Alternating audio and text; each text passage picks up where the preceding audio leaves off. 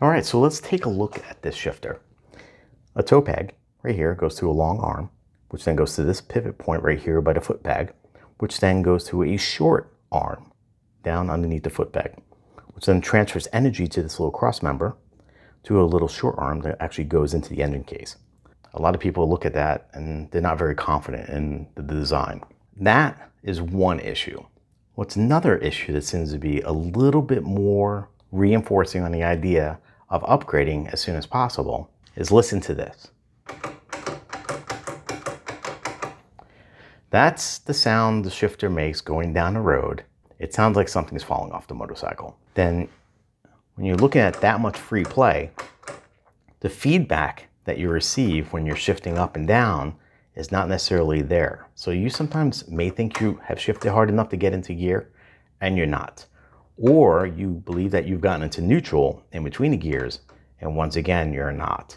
So you'll find out that you'll over rev the engine because you might pop it into neutral from first, or you may not be able to get into neutral and then you stall out the motorcycle when you release the clutch. So here's a major complaint about the stock shifter. Look at this situation. Imagine riding along, expecting the shifter to be in the proper position so you can shift up and down, and it's not there. It would just freely swing. This is a situation on one of the first rides I ever had with the Boom Vader. So when I looked at this stock shifter, I noticed there was something clearly missing between this short arm of the shifter and this short arm of the shifter. The terrible thing was it came pre-assembled, so I was not really sure what I was looking for. However, just by luck, I found it. It was laying in the street.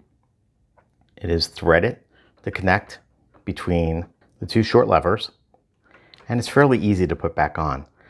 So I would recommend, as soon as you get out of the crate, take this apart, put some thread locker on both ends, and then connect it to your shifter. It's fairly easy to reassemble.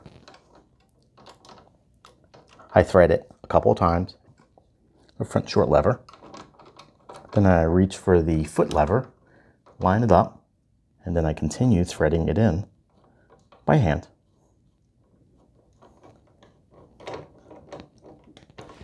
And to make sure it's tight, the little nuts work against each other.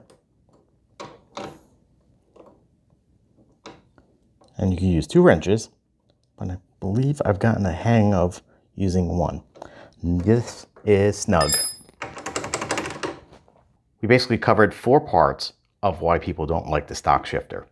1 is the general look. It looks like it's just too busy. 2, the sounds when you're riding.